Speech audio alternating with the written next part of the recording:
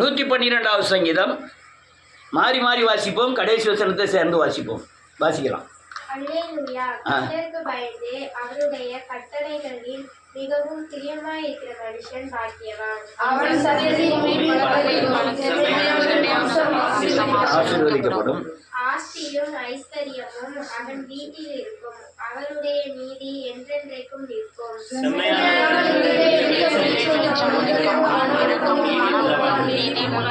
இறங்கி கடன் கொடுத்து தன் காரியங்களை நியாயமானபடி நடப்பிக்கிற மனுஷன் பாக்கியவான். செய்திகளை கேட்கிறதினால் பயப்படான். அவன் இருதயம் கர்த்தரை நம்பி திடனாயிருக்கும்.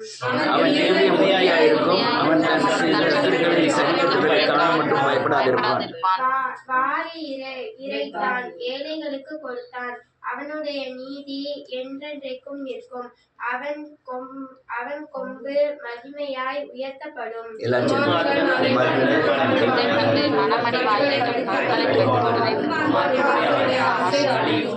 ஆமென். எல்லாரும் உட்காரலாம். இயேசுவின் நாமத்தினாலே ஸ்தோத்திரம். கர்த்தாவே இயேசுவின் நாமத்தினாலே ஸ்தோத்திரம். நன்றியோடு கூட துதிக்கிறேன். நான் இந்த மலையில் போய் விரவு வெட்ட போவேன். இது எல்லா பக்கம் போகுது. இதெல்லாம் பேசலாமா பேசக்கூடாது. இப்போ நம்மளுடைய சிறுமையை பற்றி சொன்னதுக்கு பற்றி தப்பே கிடையாது. மேன்மையை சொல்லிக்கிட்டு இருக்கிறது தான் தப்பு. சிறுமையாக இருந்து சிறுமையை போதித்து சிறுமையில் நடக்கிற ஜனங்களை தேவனுடைய மேன்மையில் நடத்த தேவன் அனுக்கிரகம் பண்ண வேண்டும். நான் தாழ்த்தினாதான் தேவன் உயர்வான். நான் ஏன் இதெல்லாம் சொல்கிறேன்னா, அநேகர் தன்னுடைய சிறுமையை சொல்வதில்லை. மாடு மேய்க்கெல்லாம் போவேன். விரவெட்ட போனேன். ஒரு பெரிய பாறை, இன்னொரு சின்ன பாறையில் இருந்து அந்த பெரிய பாறையில் பிடிச்சி ஏறணும். அந்த சின்ன பாறைக்கும் பெரிய பாறைக்கும் ஒரு ஒரு 10 அடி பள்ளம், 10-15 அடி பள்ளம் இருக்கும். நான் ஒருத்தன் ஏறிட்டான், 2வது ஒருத்தன் ஏறிட்டான், 3வது நான் ஏறணும். நான் ஏறும்போது மேலே போகிறேன். டக்குன்னு அந்த பாறையில் ஒரு இது பிஞ்சிட்டு, கையில் பிடிச்சிருந்தது பிஞ்சிட்டு மேலே இருந்து கீழே வாரேன். அல்லேலூயா. கீழே வரும்போது டக்குன்னு பின்னால் வந்தவன் என்ன செஞ்சுட்டான், அவனை என்னை பிடிக்க முடியாது. நான் அப்போ 45-50 கிலோ இருப்போம்னு நினைக்கிறேன். அவர் 45-50 கிலோ. பிடிக்க முடியுமா? விட்டுற தான் செய்வார். அவர் என்ன செஞ்சார், எனக்கு பின்னால் எனக்கு அண்ணன் நல்ல ஞாபகம் இருக்குது. அவர் பேர் பலவேச அண்ணன், பலவேசன். உடனே டக்குன்னு இருந்துச்சு, அப்படியே பாறையோடு சேர்த்து அமுக்கிட்டார்.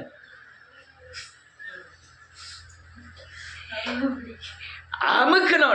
அன்னைக்கு நான் உள்ளே விழுந்திருப்போம்னா, 2 பாறைக்கு ஊடையில் விழுந்திருப்போம்னா அன்னைக்கு நான் க்ளோஸ். அல்லேலூயா. யார் ஒரு ஆளை எனக்கு வச்சிருந்துருக்கிற கர்த்தர்.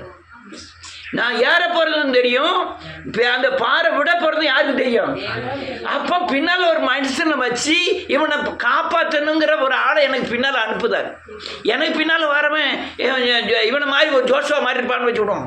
என்னை அமுக்க முடியுமா? அவனும் சேர்ந்து உள்ள விட்டுப்பான். ஆனால் அந்த ஆளை அமுக்கணும்னு ஒரு ஆளை வச்சிருக்கிறார். அல்லேலூயா. கல்கட்டா போயிட்டு வரேன். எலக்ட்ரிக் ட்ரெயினில் வந்துக்கிட்டு இருக்கேன். விஜயவாடாவோ இது சென்னையிலேருந்து ஞாபகம் இல்லை. பக்கத்தில் ஒரு ட்ரெயின் போகுது. நான் தினத்தந்தி பேப்பர் வாசிக்கிறவன். நான் அப்போ ரசிக்கலாம் படலை. தினத்தந்தி பேப்பரை அங்கே இருக்கிறவன் தான் கேட்கான். எங்கே அந்த ட்ரெயினில் போகிறவன் சத்தம் கேட்காது, செய்ய தெரியும். அவன் தான் கேட்கான். நான் டக்குன்னு தினத்தந்தி பேப்பரை இங்கே நீட்டுதேன். 2 ட்ரெயின் போனால் எட்டிடும், போனால் எட்டும். அந்த அளவுக்கு ட்ரெயின் போயிட்டுருக்கு. 2 பேரும் ஒன்று போல போகுது ட்ரெயின். டக்குன்னு என் பக்கத்தில் இருந்தவர் அந்த என்னை உடம்போல பிடிச்சி பின்னால் இருக்காரு.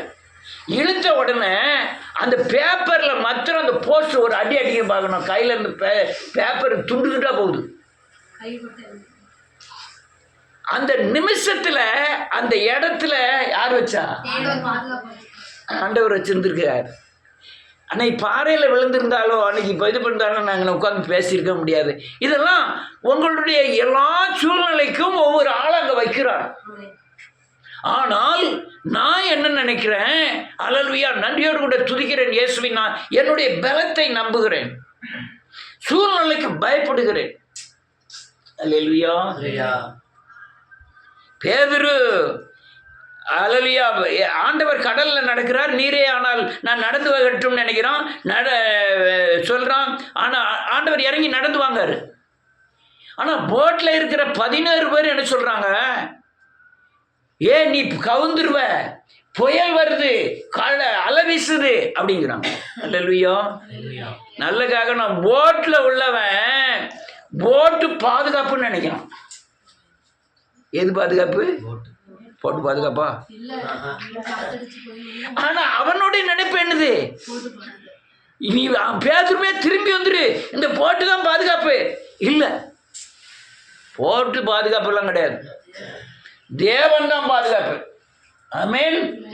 தேவன் அந்த சூழ்நிலையில அவனை காப்பாற்றுவதற்காக தேவன் அனுக்கிரகம் பண்ணுகிறான். அல்லேலூயா. இப்படி சூழ்நிலைகள் மாறும் பொழுது நம்மை பாதுகாக்க ஆங்காங்கே ஆட்களை வைக்கிறார். அல்லேலூயா, வைக்கிறார். நன்றியோடு கூட துதிக்கிறேன். ஒவ்வொரு இடங்களிலும் நம்ம தப்பித்து கொள்ளும்படியான போக்கை விடுகிறார். உபத்திரவத்தை கொடுத்தாலும் அதுக்குண்டான போக்குகளை கொடுக்கிறார். நல்ல கலங்க, நீ நான் வளர்ந்துருக்கிறீங்க, எனக்கு பெரிய சந்தோஷம். நான் வெளியே போய் எத்தனையோ வீடுகளில் போய் ஜோம் பண்ணுறேன். நேற்று கூட ஒரு பைபிள் கிளாஸ் நடத்துகிறார். அவர் பைபிள் கிளாஸ் பைபிள் கடை வச்சுருக்கிறார். அவர்கிட்ட போய் பேசிகிட்டு இருந்தேன். அவர் உலகுக்கும் கீறி அதை உள்ள இருதயத்தில் உள்ள ஆப்ரேஷன் பண்ணியிருக்கு. நாங்கள் ஏன்னு கூப்பிட்டாரு, நான் போயிருந்தேன். போய் ரொம்ப பேசிக்கிட்டு இருந்தேன். பேசிக்கிட்டு இருக்கும்போதே சொன்னார், எங்கேயுமே சரியில்லையா, நீங்கள் உங்கள் பிரசங்கத்தை 2 தடவை நான் கேட்காம படுக்கிறதே கிடையாது. நான் இப்போ கேட்டுட்டு வந்தது என்னது, கர்த்தர் உனக்கா யுத்தம் செய்வார். நல்லா பேசியிருக்கீங்க, ஆனால் நீங்கள் ரொம்ப சங்கடப்படுவீங்க. நீங்கள் ரொம்ப சங்கடப்படுவீங்க. ஒருத்தரும் உங்கள் கூட வரமாட்டாங்க. மாறவங்களும் கூட வந்துக்கிட்டே இருப்பாங்க. கொஞ்ச நாள் கழிச்சோன்னா அவங்களால வர முடியாது, உங்கள் கூட வர முடியாது, நின்றுவாங்க. நீங்கள் பசியாக இருப்பீங்க, சங்கடப்படுவீங்க. ஆனால் ஒன்று, நீங்கள் உங்களையும் உங்கள் குடும்பத்தையும் அங்கே கூப்பிட்டு போயிடுவீங்க. எங்கே? பரலோகம். ஆனால் நீங்கள் எவ்வளவு பிரயாசப்பட்டாலும் நல்லா இருக்குன்னு சொல்லுவாங்க. இதே மாதிரி விடுதலை இல்லைன்னு சொல்லுவாங்க. ஆனால் யாரும் பின்பற்ற மாட்டாங்க. ரொம்ப நேரம் பேசிகிட்டு இருந்தார். ரொம்ப யாரும் பின்பற்றதுக்கு முடிவு இல்லை. ஏன்னா உலகம் அந்த அளவுக்கு ஆயிட்டு. நானே இந்த சர்ச்சு, இந்த கேரளாக்காரர் சர்ச்சு தான் போயிட்டு இருந்தேன். அவருடைய நடப்பு பேச்சு எதுவுமே எனக்கு சரியில்லை. நான் இப்போ வேற ஒரு சர்ச்சுக்கு போயிட்டுருக்கேன் அப்படின்னாரு. இப்படி தான் உலகம் பூரா நடக்கு. அல்லேலூயா. உலகம் முழுவதும் சர்ச்சு இல்லை. நம்ம எந்த சர்ச்சு, இந்த சர்ச்சை விட்டு அந்த சர்ச்சுக்கு போவோம், அந்த சர்ச்சை விட்டு இந்த சர்ச்சுக்கு போகணும் தான் உலகம் பூரா நடந்துக்கிட்டு இருக்கு. அதனால் நீங்களும் விதிவிலக்க அல்ல. ஆனால் நீங்கள் சொல்லுது சத்தியம். ஒரு வெளியே உள்ள பேச்சு கிடையாது, ஒரு காணிக்க வேணுங்கிற பேச்சு கிடையாது, ஆசை வார்த்தை கிடையாது, எதுவுமே கிடையாது. சத்தியத்தை மட்டும் சொல்கிறீங்க. ஆனால் உங்ககிட்ட இருக்கிற ஆட்கள் பாக்கியவான். நான் போயிட்டாலும், நீங்கள் இந்த சர்ச்சில் விட்டு போயிட்டாலும், ஏற்பட்ட சில சூழ்நிலைகள் வரும் பொழுது நீங்கள் கேட்டு பின்பற்றின சத்தியங்கள் உங்களை பல நேரங்களில் உங்களை உயிர்ப்பிக்கும். அல்லேலூயா, உயிர்ப்பிக்கும். ஏன்னா பெரிய கோமாளித்தனம் என்னென்னா, பர்னபாஸ் பிரதருங்க 1000 சத்தியங்களை கற்றுக்கொண்டார். வெளியே பொண்ணுல நேர் எதிரியாக மாட்டார். அது காரணம் என்ன? இதுவரையும் பதிலே கிடையாது. இதுவரையும் எந்த பதிலும் கிடையாது.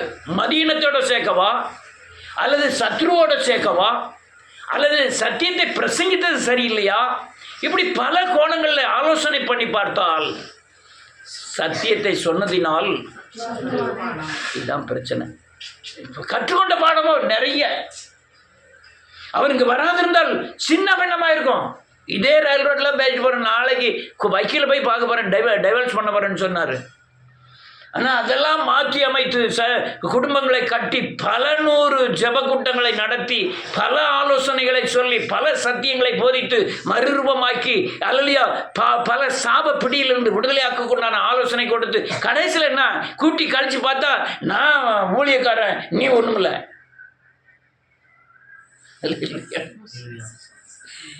அல்லேலூயா.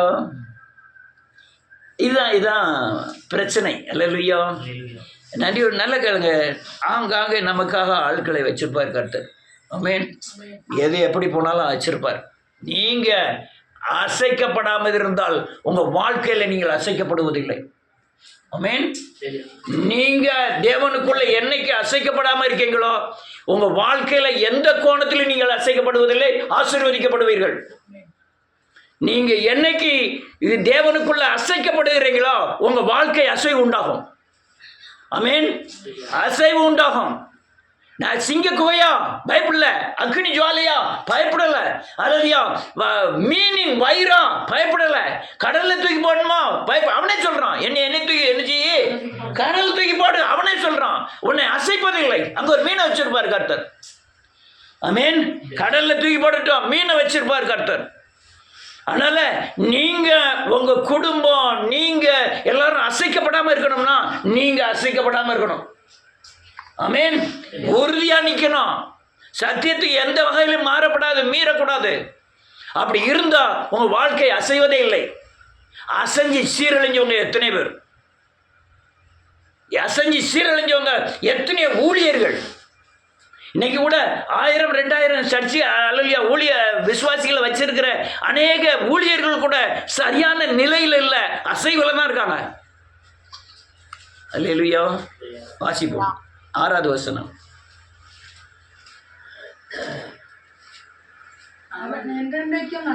அவன் என்றென்றைக்கும் அசைக்கப்படாதிருப்பான். அவன் புகழ்ச்சியுடையவன், கீர்த்தி பெற்றவன், ஆசீர்வதிக்கப்பட்டவன். அது அசையாமல் இருப்பதின் ஒரு சாயல் தான் நீதிமான் என்கிற அல்லேலூயா தன்மை. அவன் என்றென்றைக்கும் அசைக்கப்படுவதில்லாம இருக்கணும்னா அவன் அல்லேலூயா குடும்பத்தையும் அசைக்க விடாம கர்த்தர் பாதுகாத்துக் கொள்வார். அல்லையா சில வெள்ளிக்கும் பொண்ணுக்கும் 10 ரூபா காணிக்கும் 50 ரூபா காணிக்கும் கை கட்டி போய் நிற்கிறாங்களா, அந்த சோழியை நான் வச்சுக்கிட்டதே இல்லை. பட்னியாக கிடக்கும் பொழுதும் யார்ட்டையும் எனக்கு 10 ரூபா தருவாங்க 100 ரூபா தருவாங்கன்ட்டு சேரில் உட்காந்துட்டு 20 ரூபா பக்கத்து வீட்டில் கடை வாங்கிட்டு போயிட்டு வரந்தனையும் சேரில் உட்காந்த மாதிரி நான் என்னைக்கு உட்காந்து கிடையாது. யாரை சொல்லுங்க.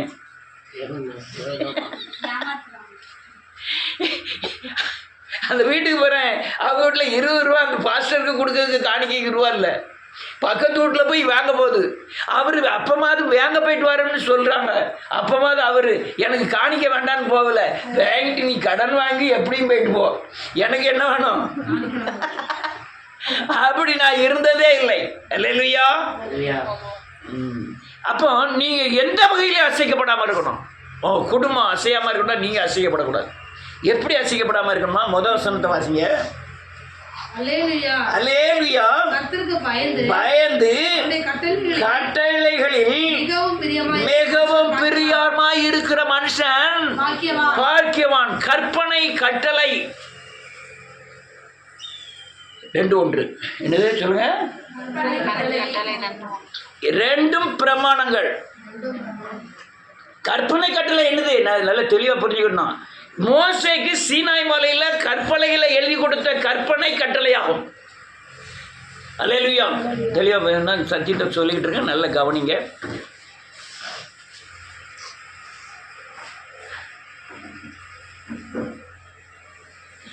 மோசேக்கு சீனாய் மலையில கற்பனைகளை எழுதி கொடுத்தது கட்டளை, கற்பனை. அந்த உள் விரிவாக்கம் தான் நியாயப்பிரமாணங்கள், நியாயப்பிரமாணம், நியமங்கள், சட்ட திட்டங்கள். நல்ல கவனிங்க. இயேசுவின் நாமத்தினாலே ஹல்லேலூயா, உமது ஸ்தோத்திரம். இதை யாருமே என்ன செய்ய முடியாது, நடக்கவே முடியாது.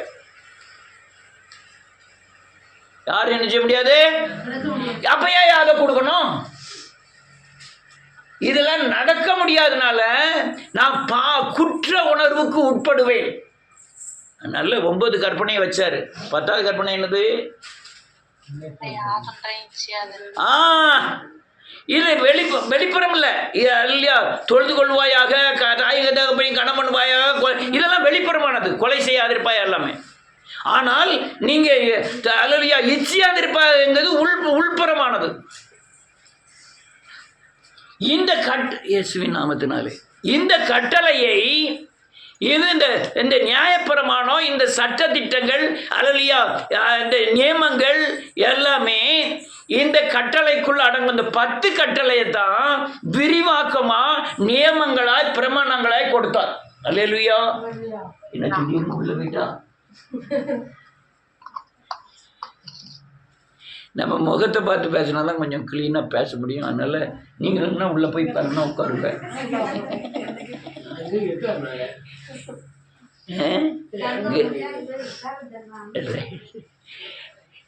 முகத்தை பார்த்து பேசினாதான் பேச முடியும். ஒருத்தரும் இல்லாமல் நம்ம பாட்டில் பேசியதுக்கு. அல்லேலூயா. நீ ரொம்ப டிஸ்டர்பன்ஸ் கொடுக்கக்கூடாது. ரொம்ப முக்கியமான ஒரு சத்தியம். அல்லேலூயா. இப்போ என்ன ஆயிட்டு, இதெல்லாம் சட்டத்திட்டங்கள், இதை யாராலுமே நடத்த முடியாது. ஆமென். நீங்கள் கொலை செய்யாமல் இருந்துருவீங்க, பொய் பேசாமல் இருந்துருவீங்க, அல்லேலூயா, விக்கிர ஆராதனை செய்யாமல் இருந்துருவீங்க. ஆனால் உங்களால் இச்சியாமல் இருக்க முடியாது. இப்போ ஒரு மனுஷன் அந்த அந்த அந்த விரிவாக்கத்திலே என்னெல்லாம் சொல்றாரு? அல்லேலூயா. தாய் தகப்பனையும் நிர்வாணியாக்காதிருப்பாயாக, அதை நிர்வாணியாக்காதிருப்பாயாக, மாட்டை கொள்ளாதிருப்பாயாக, அல்லேலூயா, ஆட்டை கொள்ளாதிருப்பாயாக, அடுத்த மயிர்களை போய் இச்சியாதிருப்பாய், இப்படி பல நியமங்களை எழுதினார். இதில் எப்படி மீறிவான்? அப்போ இவன் குற்ற உணர்வு உள்ளவனாய் மாறுகிறான். ஆனால் பாவி அப்படிங்கிற எண்ணத்துக்கு வருகிறான். அல்லேலூயா. நியாயப்பிரமாணமே யாருமே தன்னை குற்றவாளியாய் தீர்ப்பது. ஆனால் இதை எப்படி என்ன பண்ணாரு? ஆவியின் பிரமாணமாய் மாற்றினார். என்ன பிரமாணமாய்? ஆவியின் பிரமாணம் என்ன சொல்லுது? அன்பு. ஆவியின் கனி தான் ஆவியின் பிரமாணம். என்னது? ஆவியின் கனி, மொத்த கனியின் ஒரே கனி அன்பு. அன்பு இருந்ததுன்னா எல்லா கனியும் உங்களுக்குள்ள என்ன செய்யும்? ஆவியின் கனி எத்தனை? 9 கனி இருந்ததுன்னா உங்களுக்குள்ள என்ன இருக்கும்? அன்புங்கிற பிரமாணம் இருக்கும். அது ஆவியின் பிரமாணம். அல்லேலூயா. அல்லேலூயா. இது எப்போ வரும்னா, நீங்க உங்க ஆவி ஆத்மா சரீரத்தில் உள்ள பாவத்தை சிலுவையில் அறையும் போது தான் நீங்க அன்புடையவர்களாய் மாறுவீங்க. எல்லாம் அன்பிலையும் சிறந்தது என்ன தெரியுமா? சிலுவையில் அறையப்பட்டு வெளிப்படுகிற அன்பு. நான் சொல்றது உங்களுக்கு புரியுதோ என்னமா தெரியல. அல்லேலூயா. இது இருந்தால் தான் இப்போ 2வது வசனமே நடைபெறும். 2வது வசனம் வாசிப்போம்.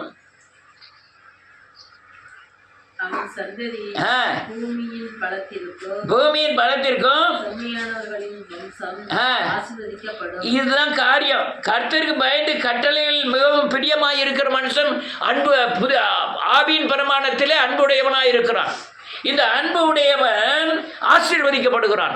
எல்லா ஜனங்களிலும் அதிகமாய் ஆசீர்வதிக்கப்படுகிறான். அதுக்கு அடுத்தால என்ன எழுதிருக்கு? 3வது வசனம். ஐஸ்வர்யமும் அவன் வீட்டில் இருக்கும், அவனுடைய நீதி என்றைக்கும் நிற்கும். செம்மையானவர்களுக்கு. ஒரு நிமிஷம், அங்க என்ன பஞ்சாயத்து நடக்குது?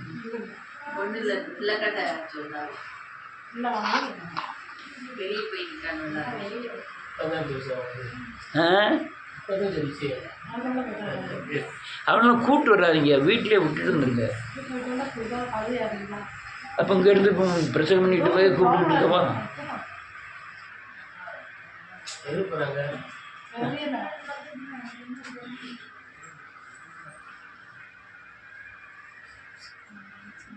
இல்லை, ஒரு பையனுக்காக ஒரு தேவ பிரசன்னத்தை கட்டாத மாதிரி இருக்கலாம். ரைட். அல்லேலூயா. அல்லேலூயா. நீ நியாயப்பிரமாணத்தில் இருக்கிறவர்கள் ஆவியின் பிரமாணத்திற்கு வந்தாதான் நீதிமானாக்கப்பட்டு பூமியிலே ஆசீர்வதிக்கப்படுவீர்கள்.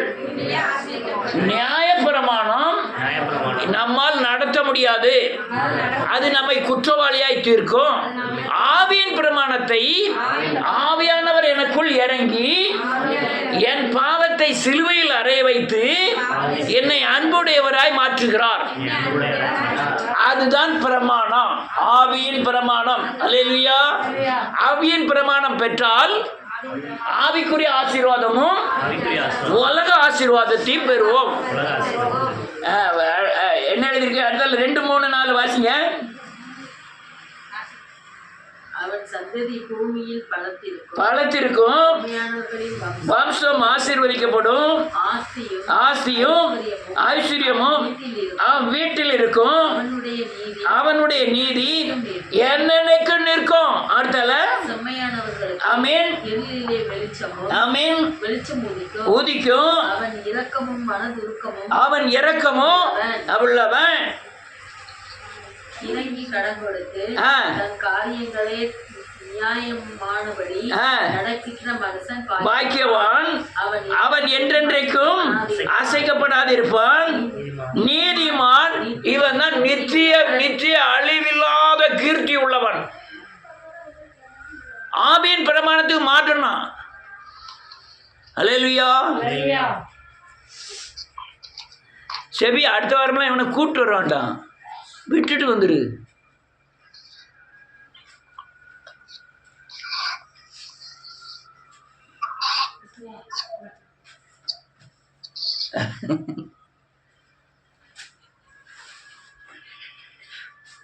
ரைட்டு, சோத்திரம். ரைட்டு, 16வது அதிகாரம் வச்சுப்போம். 8வது வசனத்திலிருந்து சங்கீதம் 16.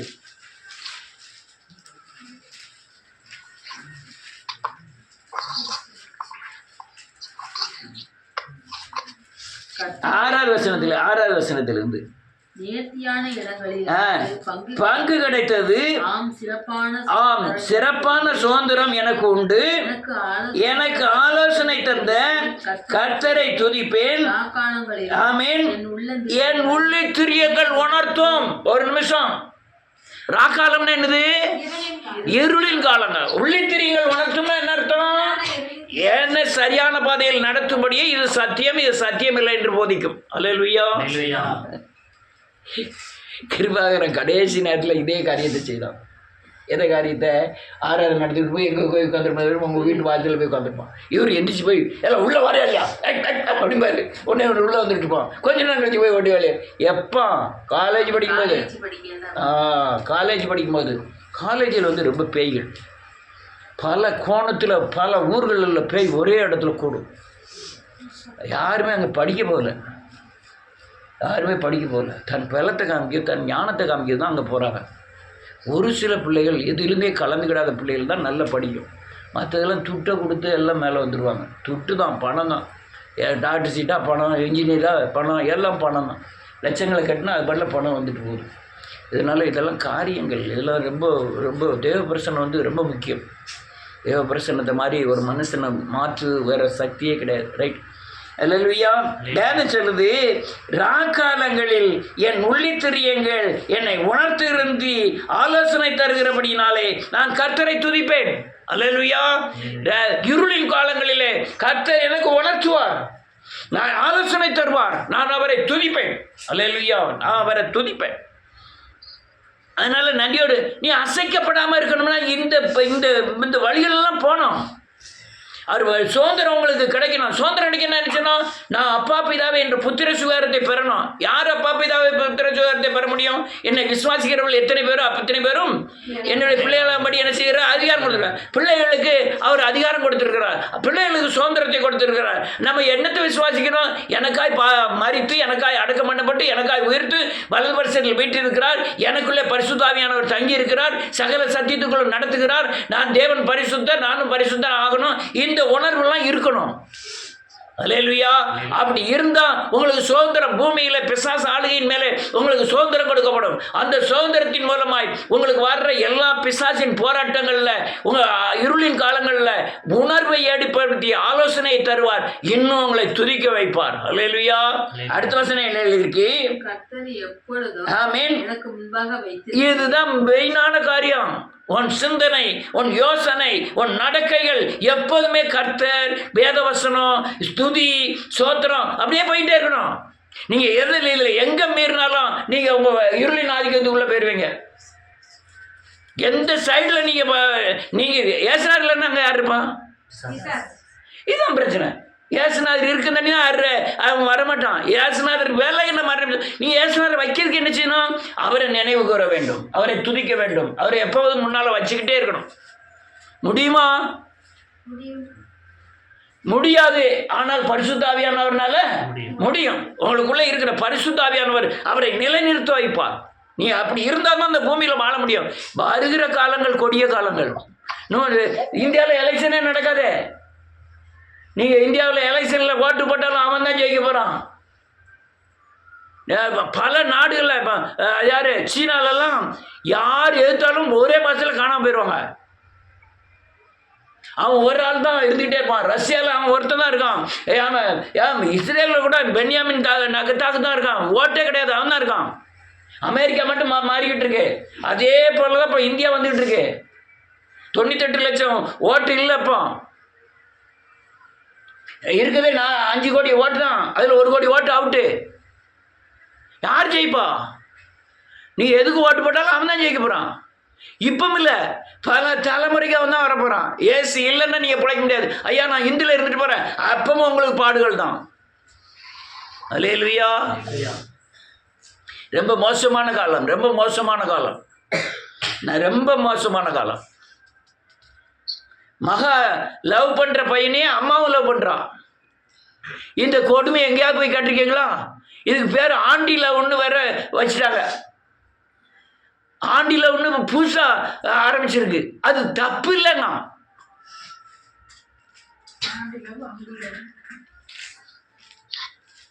கொடுமை கொடுமை. ஆனால் இவைகளுக்கெல்லாம் விலைக்கு பாதுகாப்பார். ஆமென். இதெல்லாம் விலைக்கு பாதுகாப்பார். நம்ம கிரேசி கூட படித்த பிள்ளைங்க கூட வந்து முஸ்லீம் பிள்ளை.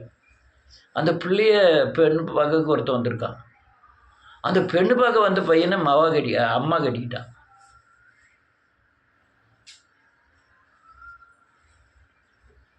நம்ம உலகத்துல தான் இருக்கோமா மிருகத்துக்குள்ள இருக்கோமான்னு தெரியல. கொடுமை பயங்கர. இது சாதாரண காரியம். இன்னும் வருது. இது பின்னால ஏகப்பட்ட வருது. அடுத்த வருஷம் வாசிப்போம். அவர் என் வலது பார்சத்தில் இருக்கிறபடியால் இதுதான் பிரச்சனை. உங்க வலது பார்சத்தில் எப்பவும் வச்சுக்கிட்டே இருங்க, முன்னால எப்பவும் வச்சுக்கிட்டு இருங்க. நீங்க அசைக்கப்படுவதே இல்லை. நீங்க ஒரு காலம் அசைக்கப்படுவதில்லை, எந்த சூழ்நிலையும் அசைக்கப்படுவதில்லை. நான் அநேக நேரம் சொல்லியிருக்கேன், வசனம் உங்க வாய்க்குள்ள ஓடிக்கிட்டே இருக்கணும். உங்க சிந்தனை தேவனுக்குள்ள இருந்துகிட்டே இருக்கணும். துதி ஓடிக்கிட்டே இருக்கணும். நீங்க என்னைக்கு தேவனை பிசாசுக்கு இடம் கொடுக்கீங்களோ உங்க சிந்தனை பிசாசுக்குள்ள போயிடும். அந்த தேவனுக்குள்ள இருக்கிற சிந்தனை மட்டும்தான் உங்களை அசைக்கப்படாதபடி இந்த பூமியில பாதுகாக்கும். இல்லைன்னா நீங்க அசைவீர்கள். அசையும் போது உலகத்தில் துட்டு வச்சிருக்கான்னு நினைக்கிறீங்க, செல்வம் இருக்குன்னு நினைக்கிறேன். படாத பாடுபட்டு இருக்கான். ஒவ்வொருத்தனும் படாத பாடுபட்டு இருக்கான். அல்லேலூயா. கொடுமை, பயங்கர கொடுமை. ஒரு ஒரு குடும்பத்துக்காக ஜெபம் பண்ணேன். அது இந்துக்கள் தான். அவர் வந்து என்கிட்ட வந்து அழுதார். மாமனார், என் பையன் எங்கேயோ இருந்து எய்ட்ஸை இழுத்துட்டு வந்துடுறாம்யா. எய்ட்ஸை இழுத்துட்டு வந்த மட்டுமில்ல, என் மருமகிட்ட அந்த எய்ட்ஸை விட்டுட்டாங்க. அவளுக்கு ஒரு குழந்தை உண்டாயிட்டு பிறந்துட்டு, அது இப்போ இவ்வளோ உயரம் இருக்குது. இப்போ அடுத்தால என் மருமக குழந்தை உண்டாயிருக்கா. அந்த பிள்ளையை பார்த்தா அப்படியே எலும்பு கூடாக இருக்குது. எய்ட்ஸ் வந்தது. அவர் வந்து என்கிட்ட சொல்கிறாரு, 2 பேரும் செத்துருவாங்க ஐயா. இந்த பிள்ளையை யார் வளர்க்கான்னு தெரில. எனக்கே 65 வயசுக்கு மேலே ஆகுது. இந்த பிள்ளையை யார் வளர்ப்பா? என்கிட்ட சொத்துக்கத்து இல்லை, வாடகைக்கு தான் இருக்கேன். உலகம் எப்படி போயிட்டுருக்கு? இதுதான் உலகம், இதுதான் உலகம். ஆமென். அணு தப்புன காரணம் தான். நீங்கள் தேவனை அசைக்கப்படாதபடி, உங்களை விட்டு விலகாதபடி நீங்கள் ரொம்ப பாதுகாக்கணும். பொண்ணை போல பாதுகாக்கணும். பாலை காய்ச்சும் போது மட்டும் பாத்திரத்தை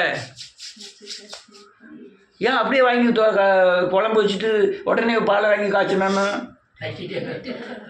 ஆனால் ஏசுனா ஆண்டவருக்கு மாத்திரம் என்னன்னாலும் உள்ளே கலந்துக்கலாம். ஆண்டவரும் இருப்பாருன்னு நம்ம நினைக்கிறது எவ்வளோ பெரிய தவறு. நீங்கள் பூமியில் அசைக்கப்படாமல் இருக்கணும். பயங்கர கதைகள்லாம் நடந்துக்கிட்டு இருக்கு உலகத்தில். பயங்கர கொடுமைகள் நடக்கு. நீங்கள் தேவனை உங்களுக்குள்ளே வச்சா மாத்திரம்தான், சிந்தனைகளில், யோசனைகளில், செயல்களில் தேவன் உங்களுக்குள்ளே இருந்தால் மட்டும்தான் நீங்கள் அசைக்கப்படுவதில்லை. அல்லேலூயா. நான் ரொம்ப சில காரியங்களை பார்க்கும்போது வேதனைகள்லாம் படுறது உண்டு. அதனால் நன்றியோடு கூட துதிக்கிறேன். அது வாய் மாதிரி நீங்கள் தாறுமாற போகும்போது நம்மளால் ஒன்றுமே செய்ய முடியாது. நான் அப்படி தான் நடப்பேன். அப்படின்னா ரைட்டு, ஓகே, அதுக்கப்புறம் ஒன்றும் செய்ய முடியாது. ஆனால் நடக்கிறவங்களுக்காக ரொம்ப பரிதாபப்படுவேன். நடந்து சில ஆள்கள் வேதத்துக்காய் நின்று அவர்களுக்காய் இழந்து அவமானப்பட்டு ஓடும்போது அவங்க அடிபடும்போது நமக்கு பயங்கர சங்கடமாக இருக்கும். ஐயோ, இவங்க இவ்வளவு சங்கடப்பட்டாங்களே, ஏன் இவ்வளவு காயப்படுறாங்க அப்படின்னுட்டு. ஆனால் தேவன் அதுக்குண்டான பிரதிபலனை அவனுக்கு கொடுப்பார். அல்லேலூயா. இன்னொரு வசனத்தை வாசி முடிப்போம். 15வது அதிகாரம், அதுக்கு மேலே உள்ள வசனம், 5வது வசனம். தன் பணத்தை எல்லாம் வட்டிக்கு கொடாமலும் ஆமென் இருக்கிறான். இப்படி செய்கிறவன். இது 2ல தான் அநேகர் மாட்டிக்கிட்டாங்க. பணம் அசைக்கப்படுத்தாங்க பணத்தில். இப்படியாவது தான் எலிசபெத் சொன்னா, நீங்கள் பணத்தை பற்றி ஒரு செய்தி எடுத்தீங்க எங்கே செவ்வாய்க்கிழமையும் புதன்கிழமையும் தெரில. அந்த செய்தி கேட்டாங்கன்னா பணத்து மேலேயே அவங்களுக்கு ஆசை வராது. அல்லேலூயா. பணத்து மேலேயே ஆசை வராது.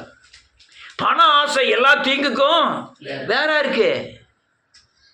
நீங்கள் பணத்தின் தன்மை, பணம் ரொம்ப கொடுமையானது. ஏன்னா நான் கண்டுகொண்ட முறையில் பணம் அல்லையா வேசித்தனம் பண்ண வைக்கும், விபச்சாரம் பண்ண வைக்கும், அல்லையா கொலை பண்ண வைக்கும், யாரையும் பகைக்கும், யாரையும் குரோதமாய் நினைக்கும். இந்த பணம் பயங்கரமான மோசமான தன்மை உடையது. அல்லேலூயா. வட்டி மட்டும் இல்லை, பணம் இருந்தால் ஏதோ ஒரு தைரியம் இருக்கா.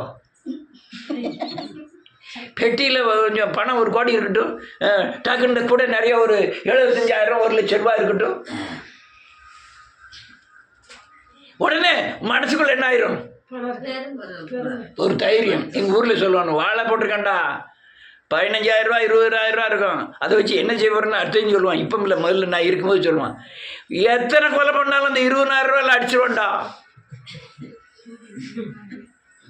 கொலை விளையவே இல்லை. ஒரு நாளைக்கு வெட்டு, இன்னைக்கு காத்தடிச்சு காத்தடிச்சுன்னா என்ன ஆகும்? அன்னைக்கு 15 ரூபாய்க்கு தான் கேட்டான். அன்னைக்கு அந்த சாஞ்சிட்ட 10 ரூபாய்க்கு கூட எடுக்க மாட்டான், 5 ரூபாய்க்கு கூட எடுக்க மாட்டான். அவன் அப்படிதான் பேசுவாங்க. அல்லேலூயா. இதுதான் பிரச்சனை. இப்ப அவன் அசைக்கப்படுவானா பட மாட்டானா? பாடுவான். இப்ப நம்ம வேலைக்காரனா இருக்காங்க, நம்ம அல்லேலூயா பணத்தின் மேல் மோகத்தை வைத்தோம்னா அது ஒரு மோகம், அது ஒரு இச்சை, அது ஒரு ஈர்ப்பு சக்தி. அல்லேலூயா. அது ஒரு ஈர்ப்பு சக்தி. எல்லாவற்றையும் கர்த்தருடைய சமூகத்தில் அந்த தன்மைக்கு வந்தாதான் நீங்க அசைக்கப்படுவதில்லை. ஆமென். அநேகர் அற்பமா குரோதமா நினைக்க சொல்லும் பணம். நான் சில ஆட்களை நகை போட்டிருக்கவங்க நகை போடாதவங்களை பார்த்துட்டு அசால்ட்டை நினைக்கலாம் பார்த்துருக்கேன். இந்திரா, சாந்தி, அல்லேலூயா செல்வி, இந்த நடுவில் உள்ளது மட்டும் கொஞ்சம் பணம் இல்லை. மேலேயும் எங்கள் அக்கா மகளை சொல்லுதேன், அது முதல்ல அந்த கடைக்குட்டி நல்ல பணத்தோடு இருக்கு. இந்த நடுவில் ஆளை மதிக்கிறதே கிடையாது.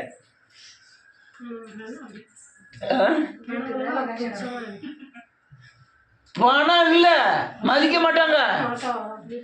தங்கச்சி அக்கால வேலைக்காரியா வைக்கா. ஆமென். அதனால சுவாபியா கொஞ்சம் எச்சரிக்கையாரு.